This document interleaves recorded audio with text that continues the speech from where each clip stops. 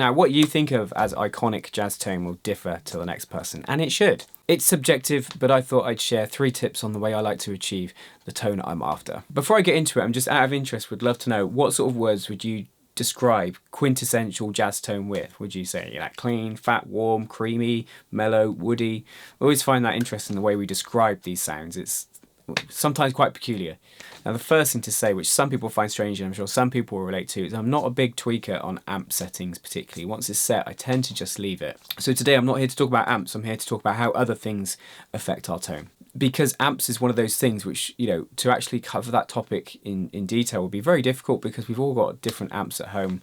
We're playing in different size rooms and things like that, so it's quite a difficult thing, I think, to address on YouTube, a changing tone on amps. I'm also a very big believer that tone is in our fingers, and this is definitely very disappointing when it comes to trying to justify purchasing more guitars. The first thing I want to talk about is how we use both hands and how that influences our tone.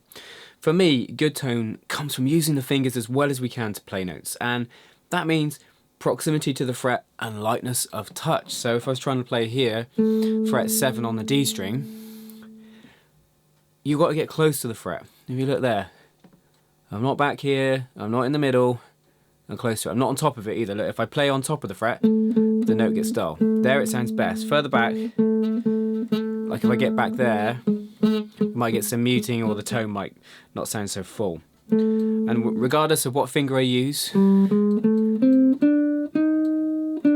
I try and place close to the fret, and you'll notice some fingers are more upright than others. Generally speaking, the way I play, my first finger plays on the pad, so does my little finger, and my middle finger and third finger play on the tip, but you get them all close to the fret. This means the notes will be at their fullest, they'll be most consistent, and providing guitars will intonated in tune too. Now, you might also notice that some jazz guitar players don't use their little finger, they just use fingers 1, 2 and 3. And why is this? Are they being lazy? Well, I don't think so. I think it's because those fingers are even in size compared to, say, this. Well, relatively even, aren't they? So you get an even tone from them, a consistent tone. Now, in regards to the picking hand, the essentials are where you pick. And where we pick, you know, here's the bridge, here's the neck. Where we pick will influence the sound of a note. Just listen, if I play one note from the bridge,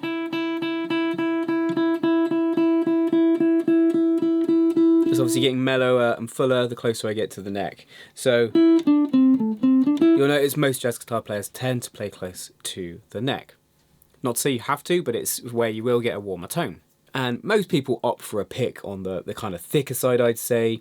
And surely Plectrums is one of the cheapest ways we could experiment with our tone. I use these Dunlop 3s, Jazz 3 pickups. They work well for me.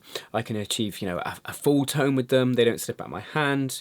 But maybe I should branch out and try some others, because I've been using these for years. You know, I'd love to know what you use, and maybe if you've got any recommendations. The second thing I'd like to talk about is strings.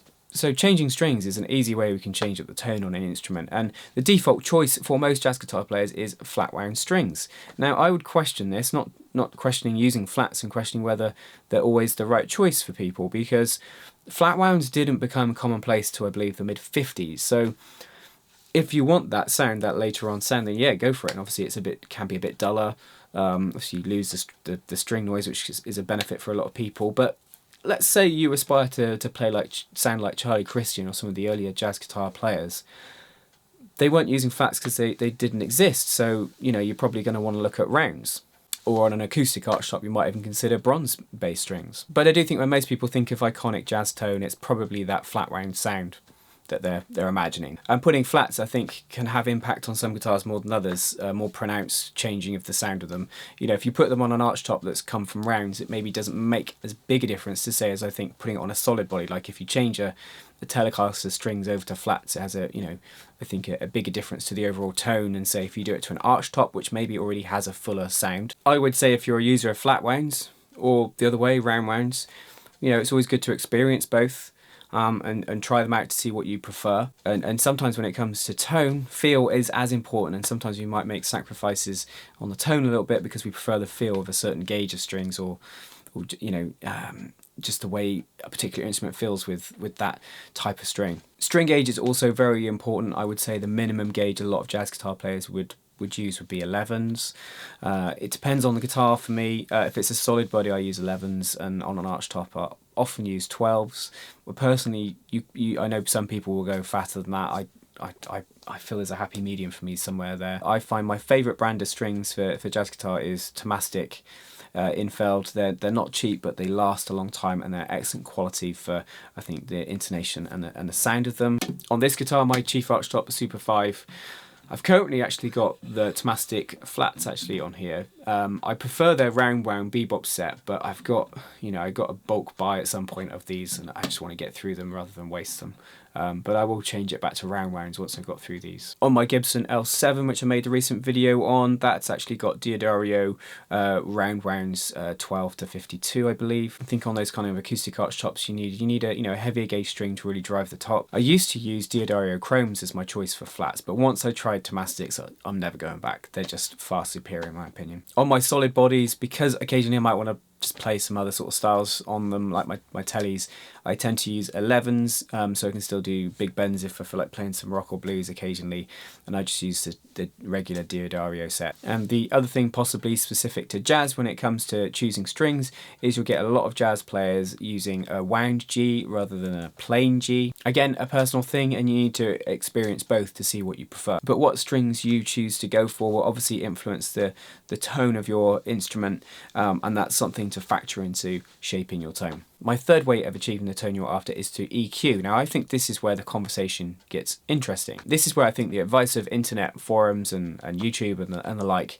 you have to be careful when you're reading it, because there's so many variables for every individual situation that things people suggest just might not work for you.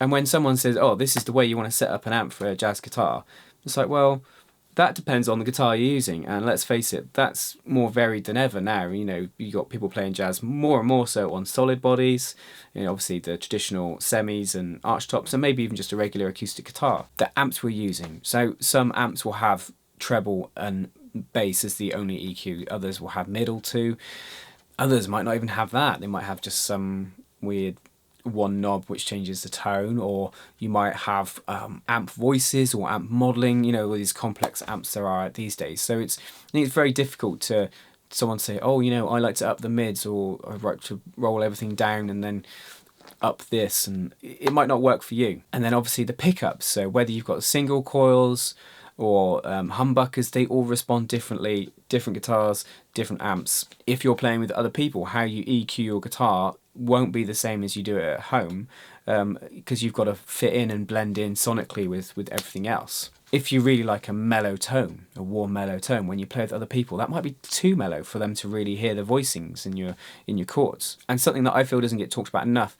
is the room you're in. It will massively impact on how your amp and your guitar sounds in that room.